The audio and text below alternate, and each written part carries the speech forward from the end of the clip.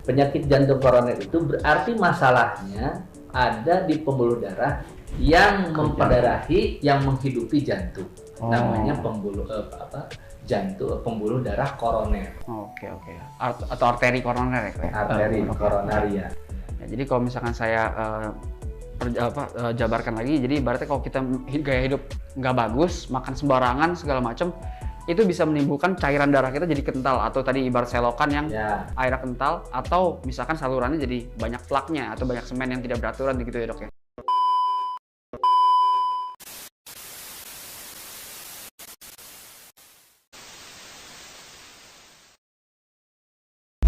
Halo teman-teman semua, untuk kalian yang baru datang ke channel ini, jangan lupa untuk tonton video-video sebelumnya karena ada banyak video yang bermanfaat dan berguna untuk kalian.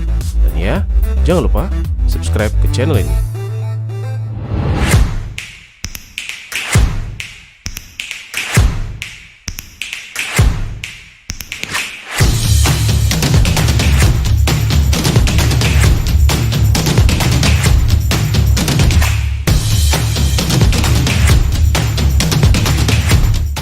Halo guys, gue lagi di rumah sakit. Gue hari ini ada janjian sama dokter spesialis gizi untuk membahas tuntas tentang SOP Alpha. Ayo ikut aja.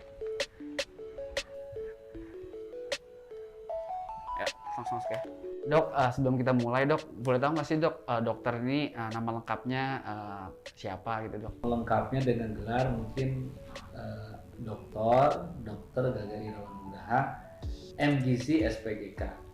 MGizi SPGK, artinya tuh spesialis gizi ya dok ya? Ya, jadi artinya saya magister gizi sekaligus juga spesialis gizi klinik.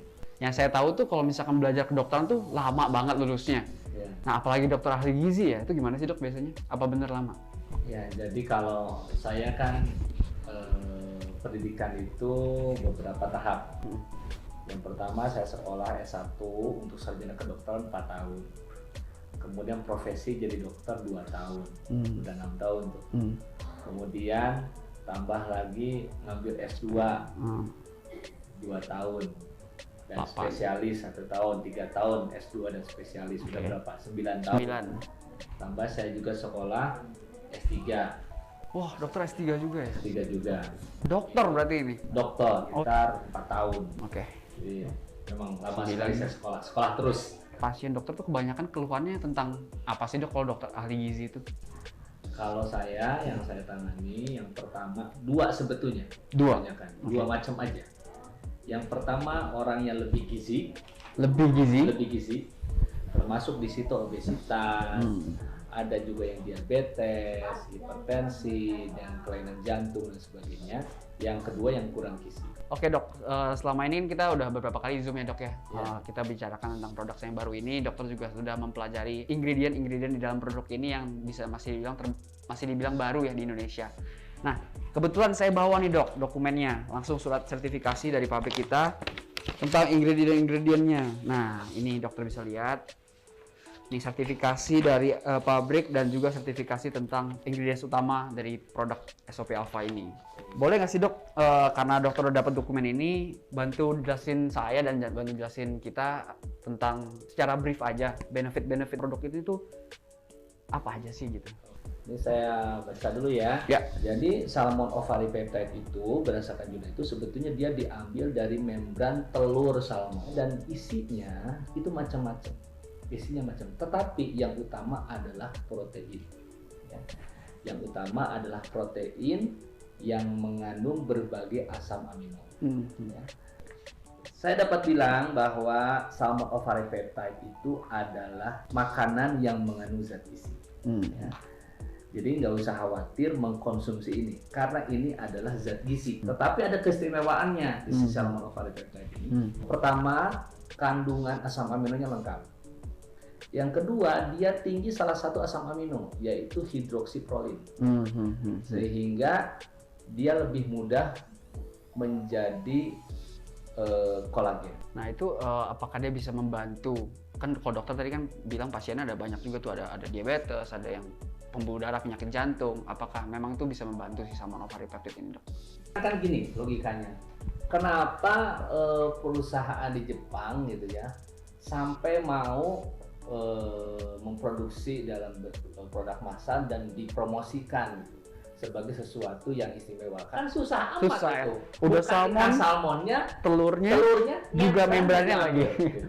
Ternyata tadi keistimewaannya dia hidroksiprolinnya tinggi. Kemudian si perusahaan itu melakukan riset. Risetnya pada manusia.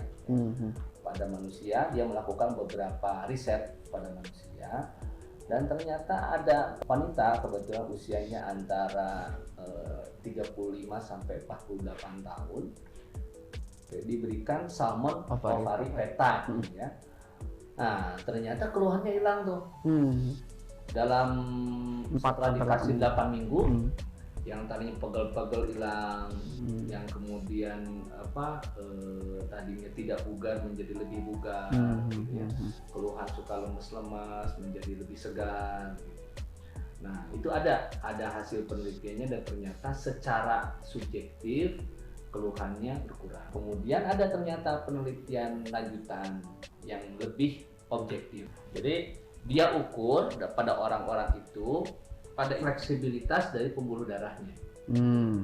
Nah, jadi orang itu kalau berdasarkan usia itu memang pembuluh darahnya akan menjadi lebih kaku, tergantung gaya hidup sebenarnya. Makin fleksibel pembuluh darahnya, maka dia akan lebih tahan untuk tidak hipertensi.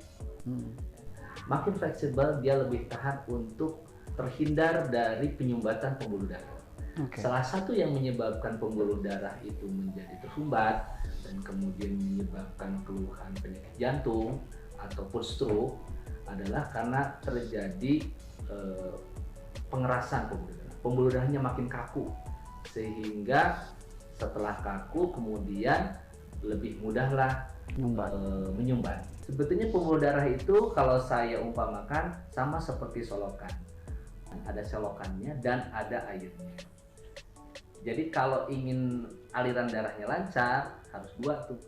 Yang pertama di selokannya itu harus mulus dindingnya.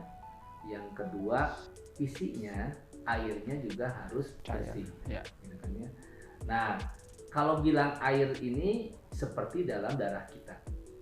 Kalau darah kita ini kolesterolnya tinggi, trigliseridanya tinggi, gula darahnya tinggi, sama seperti air selokan yang kental yang mengandung banyak sampah, sehingga kemudian bisa terjadi penyumbatan pembuluh darah. Nah, kembali yang tadi ya, nah hasil penelitian si salmon ovari peptide ini ternyata setelah dikasihkan selama 8 minggu si pembuluh darahnya menjadi lebih lentur, gitu. Padahal orangnya sudah mulai agak tua dari mulai 35 tahun kan tadi sampai 48 tahun ya pada wanita. Nah, si pembuluh darahnya ternyata terbukti lebih fleksibel. Jadi lebih lentur sehingga tentu saja membantu untuk menghindari terjadinya penyakit jantung dan stroke sebenarnya. Hipertensi. Nah, jadi sebenarnya yang membuat kita sehat itu adalah gaya hidup. Kalau seorang makannya tidak teratur, kemudian sembarangan, yang pertama itu akan menyebabkan darah kita akan kental, seperti tadi naik, oksigen naik, gula darah naik. Yang kedua kalau itu terus berlanjut, salah satu cirinya yang paling gampang berat badan naik terus. Nah ini akan menyebabkan keadaan yang disebut dengan inflamasi kronis.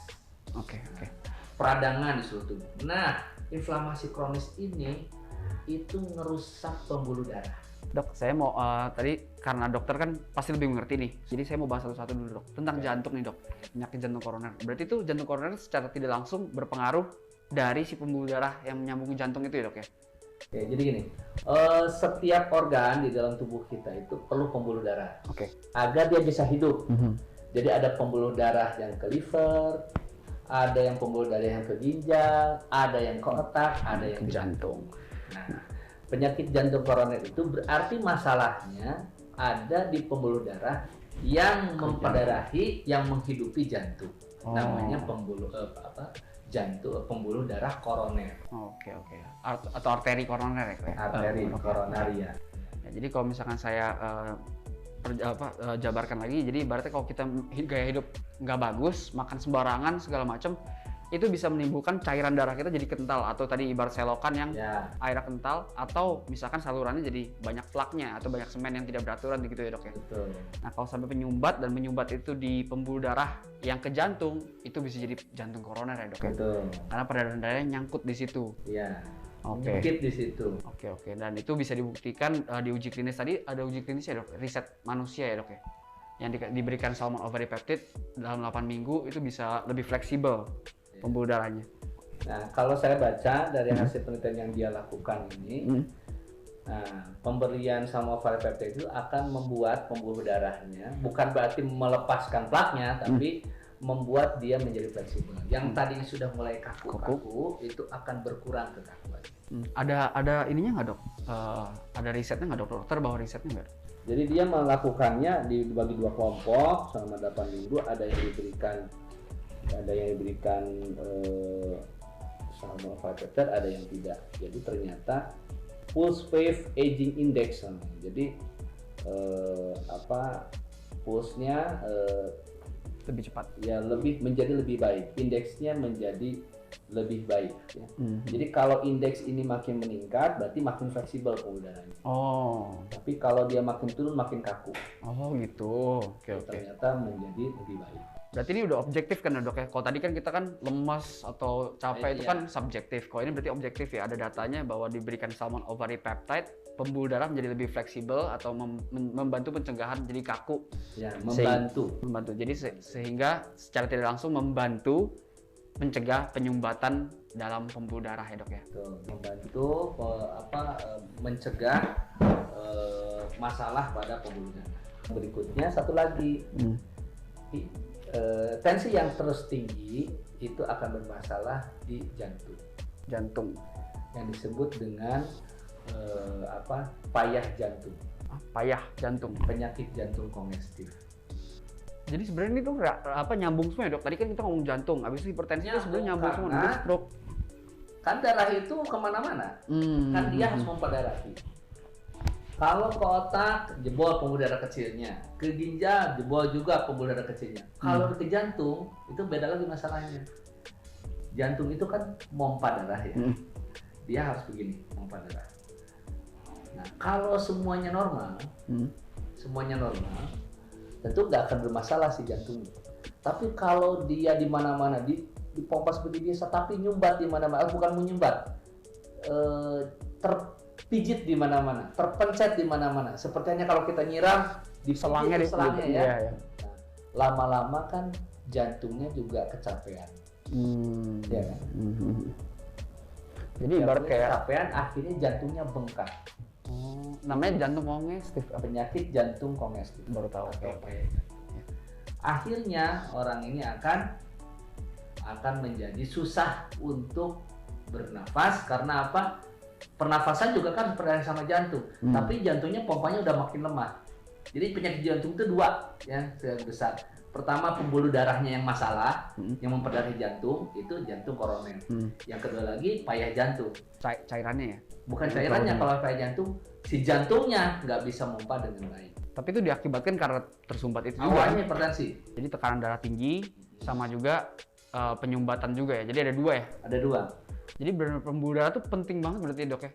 Iya. Bisa ngaruhin semuanya ya, tersumbat sedikit kayak tadi ibaratnya si selang dipencet ya. Jadi si jantung bakal bengkak gitu ya dok ya. Oke guys, thank you udah nonton. See you di video edukasi berikutnya.